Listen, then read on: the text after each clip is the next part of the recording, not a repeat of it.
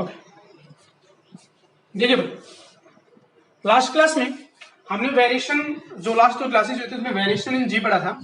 एक तो हाइट के साथ आप लोगों ने कर लिया और दूसरा आप लोगों ने डेप्थ के साथ कर लिया। क्लियर है? और दोनों ये क्लियर हो चुके हैं कि भाई हाइट और डेप्थ के साथ हमारा जो वेरिएशन था वो क्या क्या था। तो मैंने हाइट के साथ लिख देता हूं पहले, विद हाइट। हाइट के साथ मैं इसका वेरिएशन लिख रहा हूं, तो हाइट का जो वेरिएशन होगा जी 1 minus 2s divide by are. एक तो ये था आपके पास, और दूसरा मैं डेप्थ के साथ लिख देता हूं इधर अलग से, डेप्थ का कि g dash is equal to g 1 minus d divide by r. Clear है? यहां तक हम कर चुके थे। आज हम जो करेंगे इससे रिलेटेड एक नया टॉपिक होगा, छोटा सा होगा बस, ज्यादा इससे अपनी जो मेन थी वो मैं यहाँ पर हो चुकी है। अब कुछ लिटिल बिट चीजें होंगी लेकिन वो इंपॉर्टेंट है। अब यहाँ पर एक क्वेश्चन ये अराइज हो जाता है कि what is the relation, what is the relation between height and depth, between height and depth for same value of gravity या same value of acceleration due to gravity। अब ये चीज जो रखती है आपके पास कि व्हाट इज द रिलेशन, आपको रिलेशन बताना है हाइट और डेप्थ में, हाइट और डेप्थ के बीच में आपको रिलेशन बताना है और तब बताना है कि आपकी ग्रेविटी की वैल्यू जब सेम हो। तो भाई सिंपल से आप देख रहे इक्वेशन नंबर 1, इसका 1 नाम दे दिया, इधर this is the equation number 2। जी की वैल्यू आपके पास है acceleration due to gravity same, means ये जी इक्वेशन नंबर 1 का जो आपके पास जी डैश है और ये दोनों वैल्यू कैसे आ रही है आपके पास, सेम आ रही है। अब उस पर्टिकुलर हाइट और डेप्थ के लिए निकालेंगे तो आप इसको इक्वेट करोगे कि भाई दोनों के लेफ्ट हैंड साइड के आपके पास बराबर है।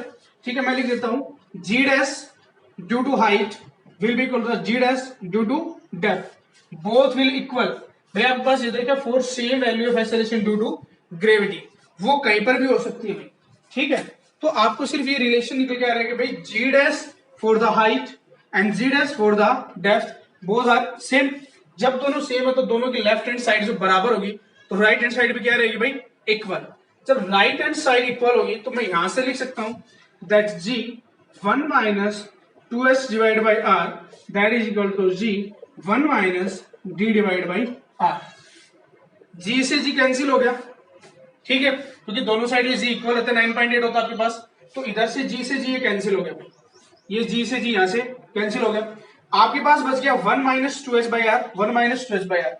तो आप लोग इस ब्रैकेट को जब ओपन कर लेंगे, हम ब्रैकेट को ओपन करने के बाद इधर भी 1 प्लस का, इधर 1 प्लस का, ये इधर से उठ के इधर आएगा, माइनस का हो जाएगा, एंड 1 माइनस 1 0, मतलब ये वाली क्वांटिटी 1 के साथ 1 कैंसिल हो गया। 1 के साथ 1 कैंसिल होने पर जो मेरे पास बच के आएगा, सिंपली बच जाएगा minus of 2s divide by r is equal to minus d divide by r. Minus से माइनस कैंसिल, आर से r, and the relation between the depth and the height is d is equal to 2h। ठीक है, कि मान लो अगर उसकी depth, अगर depth आपने 100 किलोमीटर ले ली है और उस टाइम पर g की जो वैल्यू है वो मान लिया कि भैया आपके पास 8.4 मीटर पर सेकंड स्क्वायर आ गया, मान लो 100 किलोमीटर पर आपकी वैल्यू 8.4 मीटर स्क्वायर आ गया, तो यही पूछ सकता है कि for this value what will be the height, तो उस वैल्यू के लिए हाइट क्या होगी। तो आपको सिंपली कैलकुलेट करना है, जहां पर d 100 किलोमीटर पुट करोगे then this height, that height will be the 50 kilometre.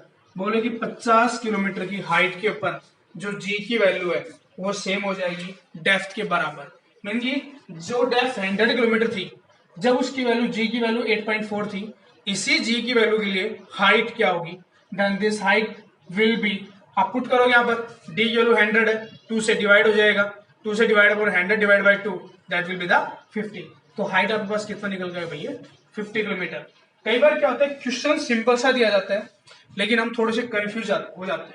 ठीक है, कंफ्यूज होने का मतलब क्या होता है कि मान लो कि क्वेश्चन में यही होगा कि भाई उसने कह दिया कि भाई किसी पर्टिकुलर हाइट पर जी की वैल्यू अपनी ये है, आपसे डेप्थ पूछ लेगा, तो बच्चे ये सोचने पर मजबूर होते हैं कि सर व्हाट द रिलेशन।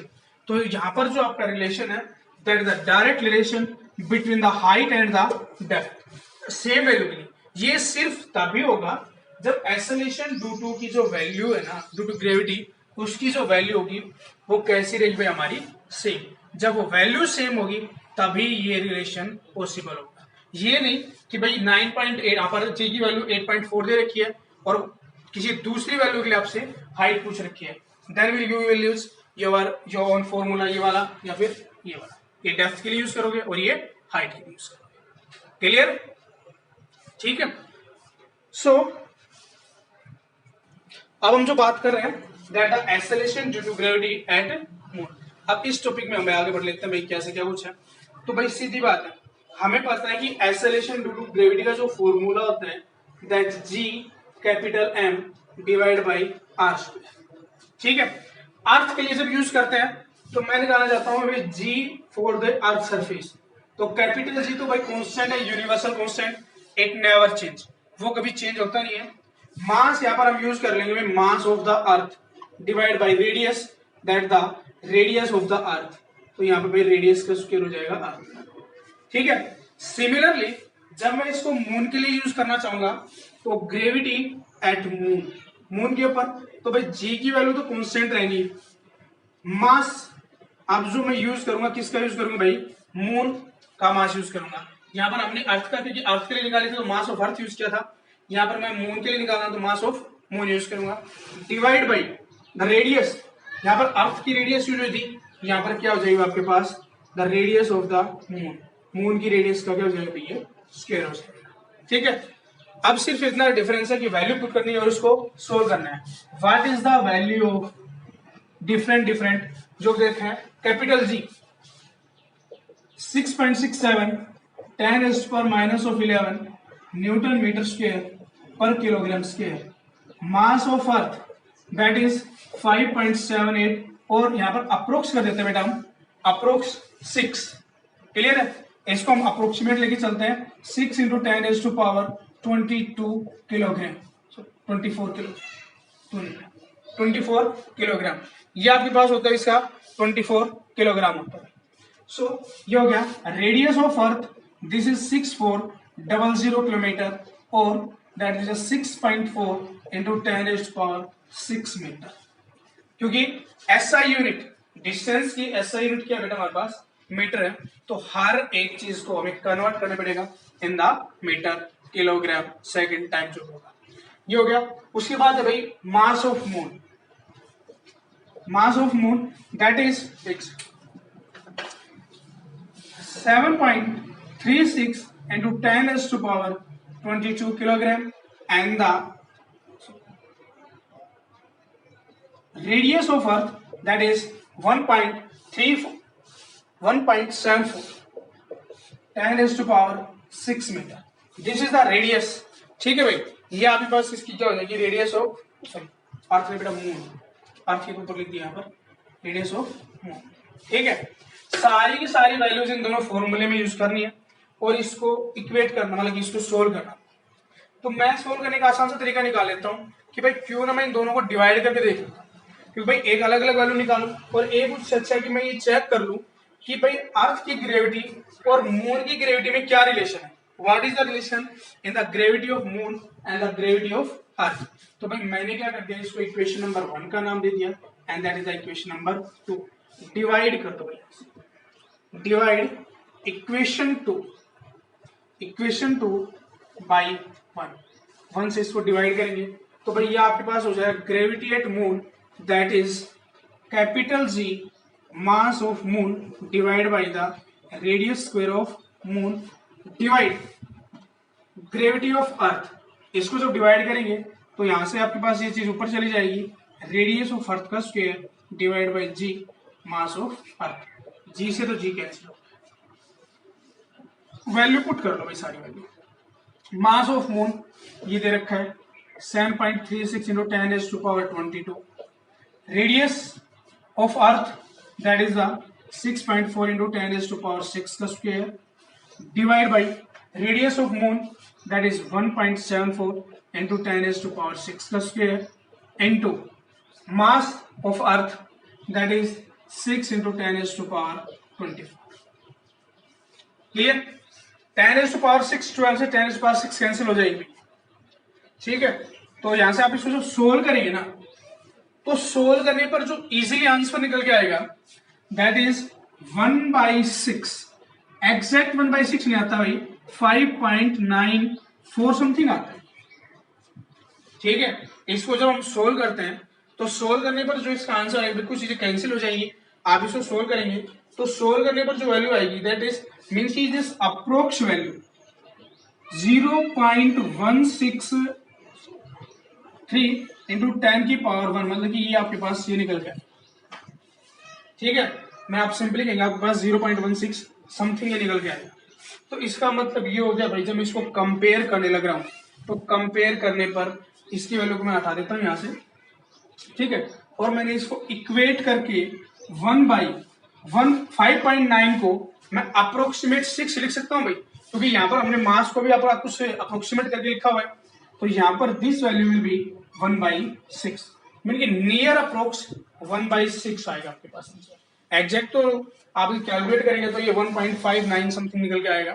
तो यहां पर इसके अप्रोक्स करने पर दिस इज 1/6, ये रिलेशन निकल के आएगा। इसका मतलब ये हो गया कि gravity of moon divide by gravity of earth that is the 1/6।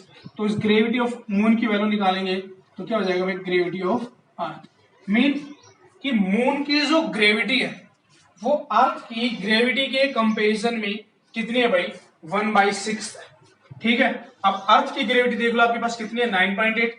उसको आप डिवाइड करोगे तो वहां से उसकी वैल्यू निकल कर आ जाएगी, दैट वैल्यू इज व्हाट, ठीक है। उसकी वैल्यू क्या होगी वो आप इसको कैलकुलेट करने पर आपके पास उसकी वैल्यू निकल के आ जाएगी, ठीक है। सो आप इसको इजीली चेक कर सकते हैं कि भाई क्या रिलेशन निकल के आएगा।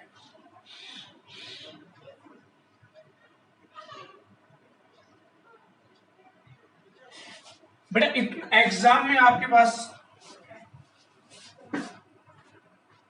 अब देखो भाई, gravity of moon that is the 1/6 of gravity of earth, mean की अर्थ के कंपैरिजन में जो मून की ग्रेविटी है वो उसका 1/6 पार्ट है, मीन की उसका 1/6 पार्ट है।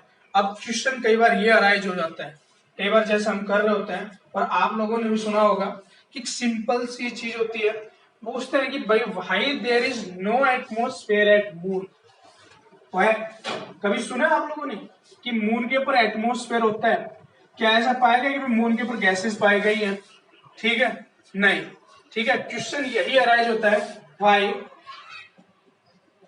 There is no atmosphere, there is no atmosphere at moon. Moon के ऊपर किसी तरह का कोई भी एटमॉस्फेयर क्यों नहीं है? Why there is no atmosphere? Because अब सिंपल सा एक ही रीजन होता है भाई इसका कि एटमॉस्फेयर ना होने का, क्योंकि वहां की जो ग्रेविटी है वो अर्थ की ग्रेविटी कंपैरिजन में क्या है भाई, बहुत ही ज्यादा कम है, ठीक है। रीजन होता है आपके पास, अगर आपसे आंसर पूछा जाता है तो सिंपल सा होता है because the gravity is very small, is very small. Earth की ग्रेविटी के कंपैरिजन में आप निकालते हो तो आपको पता है gravity of earth that is the 9.8, अगर आप इसको 6 से डिवाइड करोगे तो आपके पास ये 1.9 समथिंग निकल के आएगा। मीन्स ये उससे इसके कंपैरिजन में 9.8 के कंपैरिजन में इसकी जो स्ट्रेंथ है that is the very weak, ठीक है।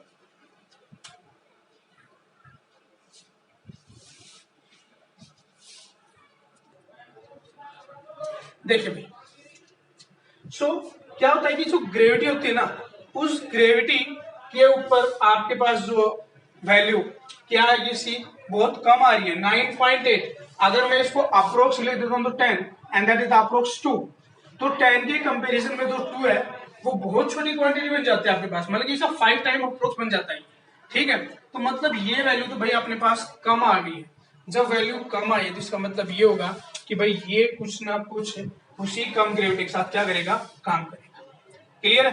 तो इसीलिए क्या होता है उसके ऊपर ग्रेविटी क्या होती है भाई, कम होती है, बहुत कम ग्रेविटी होती है। अब दूसरा क्वेश्चन यहाँ पर ये अराइज होता है कि भाई अगर मैं सेकंड क्वेश्चन की बात कर लेता हूं तो सेकंड क्वेश्चन ये अराइज होता है कि अगर मैंने अर्थ के ऊपर 1 मीटर जंप किया है, ठीक है भाई, मैंने 1 मीटर जंप किया है अर्थ के ऊपर, तो ये बताओ ऑन अर्थ, तो मून पर मैं कितना करूंगा, हाउ मच ऑन मून, कितना हो पाएगा भाई मून के ऊपर। ठीक है, अगर आपसे पूछा जाए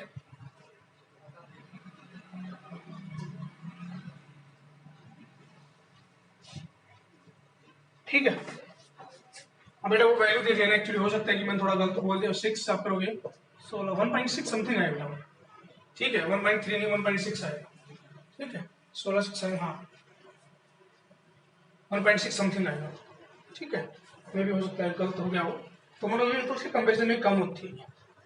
देखिए, तो अगर आप पूछा जाए, क्वेश्चन ये राइज होता है कि अगर 1 मीटर में अर्थ के ऊपर जंप करता हूं तो मून के ऊपर मैं कितना मीटर जंप कर पाऊंगा, how much metre I will jump at moon, moon के ऊपर भाई कितनी डिस्टेंस है, कितना हाई जंप कर पाऊंगा।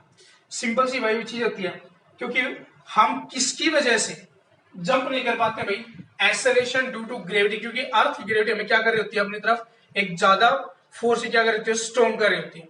लेकिन उसी के कंपैरिजन पर मून पर अगर बात करें कंपैरिजन में, तो मून पर जो ग्रेविटी होती है ना, that is the very less, mean की 1/6 ऑफ अर्थ ग्रेविटी। मतलब ये हो गया कि वहां पर ग्रेविटी कम होती है, तो जितनी ग्रेविटी से वो का रेशियो डिक्रीज हो रहा है, उतनी ही ग्रेविटी से मतलब उतनी हाइट से वहां पर हम क्या कर पाएंगे भाई, जंप कर पाएंगे। तो अर्थ की जो ग्रेविटी है वो 6 टाइम है मून की ग्रेविटी से,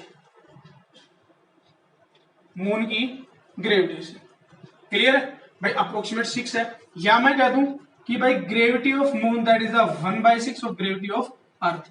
तो भाई अगर मैं यहां पर 1 मीटर जंप कर पा रहा हूं, तो मून के ऊपर कितना करूंगा, उसका 6 टाइम्स, क्योंकि वही बात है ना भाई, आपके पास ग्रेविटी और वो क्या हो गया, एक दूसरे के इनवर्सली प्रोपोर्शनल, जहां पर ग्रेविटी बढ़ेगी वहां पर आपका जो हाइट होगा वो कम हो जाएगी, हाँ उसका जो जंपिंग हाइट हो जाएगी वो कम, क्योंकि फोर्स ज्यादा लगेगी।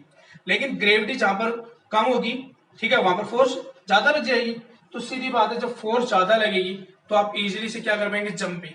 तो अगर आपसे पूछा जाए कि how much jump you can, that is the 6 metre, कि अगर आप अर्थ के ऊपर 1 मीटर को जंप कर पा रहे हो तो मून के ऊपर कितना हो जाएगा उसका 6 टाइम्स, मीन की that will be the 6 metre. ठीक है, बहुत छोटे छोटे क्वेश्चंस मिल जाते हैं ये, कि भाई अर्थ पर आप बताओ आपने 2 मीटर का जंप किया है, तो ये बताओ मून के ऊपर आप कितना जंप कर सकते हो, तो मून के ऊपर जंप हो जाएगा हमारे पास इसका 6 टाइम्स मल्टीपल 12 मीटर।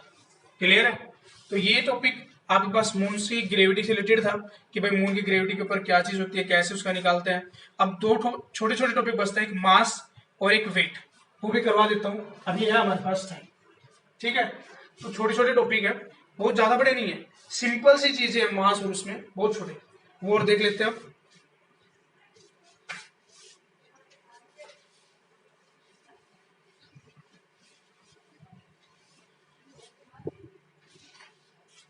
मास होता है क्या भाई मास, वैसे तो आप लोगों ने केमिस्ट्री में कुछ पढ़ा होगा, ठीक है, जब स्टार्टिंग करते हैं तो मास होता है क्या, मास क्या होता है, किसी भी ऑब्जेक्ट के अंदर contain net matter quantity, that net quantity of matter that contain by an object is known as mass, the net quantity of matter contain by an object is called mass। Clear है, किसी भी object के अंदर जो matter की quantity होती है, net quantity, ठीक है, तो उसका मतलब उसको क्या होता है, वो मास होता है। ठीक है, तो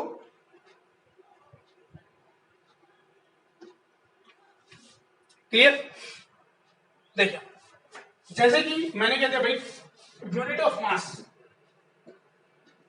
unit of mass that is the kilogram, क्या आपके पास होते हैं भाई, ये किलोग्राम इसकी यूनिट होती है, किलोग्राम। ठीक है, यूनिट ऑफ मास जो होती है वो किलोग्राम। आप कभी भी जाते हैं तो मेजर करते हैं भाई 1 किलोग्राम शुगर दे दो या 2 किलोग्राम शुगर, ठीक है, जैसे आपने भाई 2 किलोग्राम शुगर की बात की है, तो 2 किलोग्राम शुगर का मतलब क्या है, आपने, ठीक है,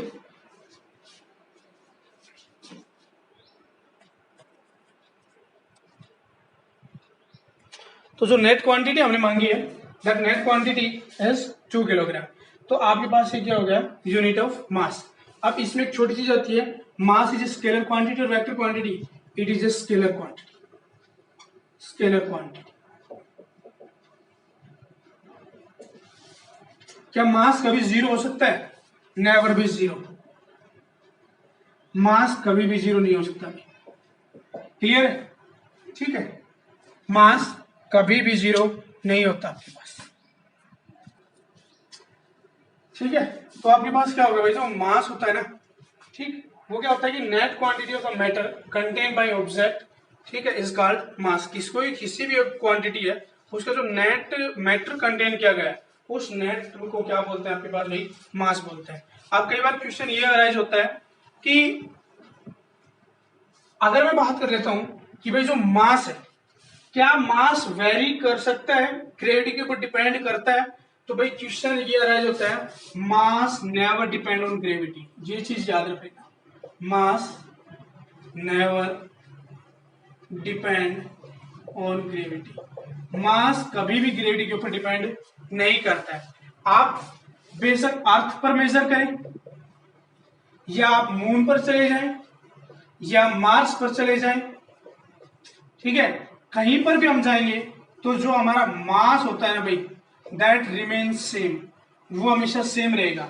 मान लो अर्थ पर आपका मास 10 किलोग्राम है, तो आप मून पर जाओगे तब भी 10 किलोग्राम रहेगा, या मार्स पर जाओगे तब भी क्या होगा भैया, वो बस 10 किलोग्राम होगा। वो एक दूसरी क्वांटिटी होती है जो वेरी करती है, चेंज करती है। अब उसी क्वांटिटी के बारे में बात कर रहे हैं आपके पास, ठीक है। और दूसरी चीज में बात होता है कि मास नेवर बी जीरो। अब जो सबसे इंपॉर्टेंट क्वांटिटी जिसका हम यूज करते हैं भाई, कई बार ये सोचते हैं भाई ये चीज जीरो हो गई है या वेट हो गया आपके पास, तो जो next quantity is the weight, ठीक है। मास के बाद जो हमारी नेक्स्ट क्वांटिटी आती है that is the weight, that is weight. Weight, what is the weight? Weight is the force, weight एक तरह से क्या है आपके पास, फोर्स है, that is exerted on a mass due to gravity, ठीक है ना। Weight is a force, force that is due to the gravity, ठीक है, ऑन एन ऑब्जेक्ट।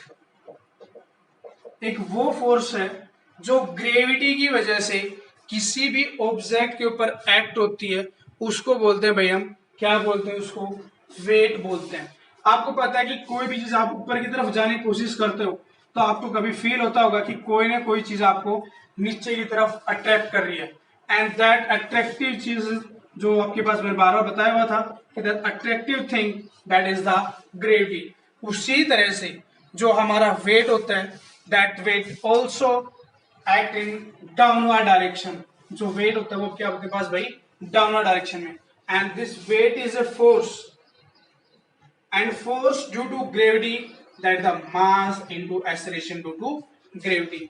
तो भाई हमारे पास जो वेट निकल कर आता है, that weight that is equal to the mass into acceleration due to gravity, ठीक है। ये आपके पास भाई वेट होता है, क्लियर। अब यहां पर अभी डिफरेंस देखें कि मास और वेट में कई बार हम ये मेजर नहीं करना भूल जाते हैं कि भाई हम ये सोचते हैं मास और weight both are same quantity, but बेटा बोथ आर डिफरेंट क्वांटिटीज, ठीक है, बोथ आर डिफरेंट।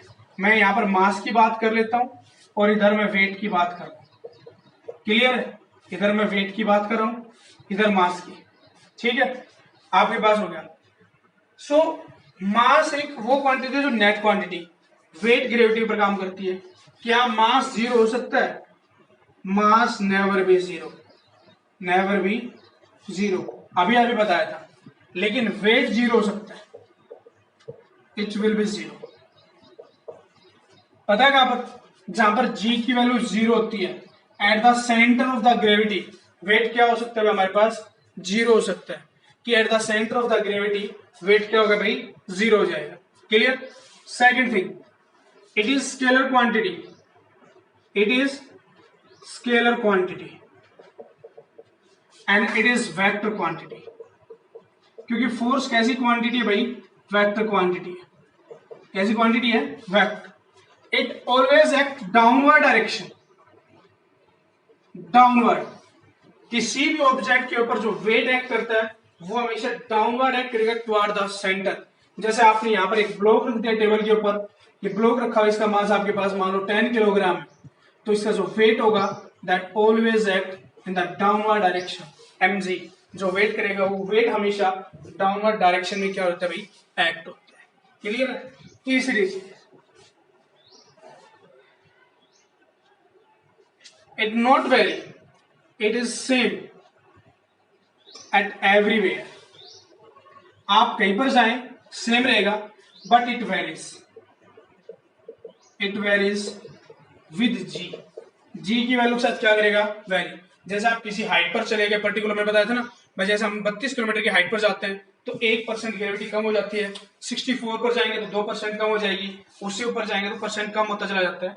तो दूसरी तरह से हमारा वेट भी क्या होता चला जाता है भाई, वेरी करता रहता है, आपके पास चेंज हो रहता है, वो कॉन्स्टेंट नहीं रहता है। ठीक है। तो अभी बच्चे ने क्वेश्चन पूछा था क्या सर मास सेम रहेगा, मास बेटा अर्थ पर सेम रहता है लेकिन वेट कभी सेम नहीं रहता है, वेट आपके पास डिफरेंट रहता है आपके पास। क्लियर। ठीक है। तो आपके पास क्या रहेगा, वो डिफरेंट रहेगा।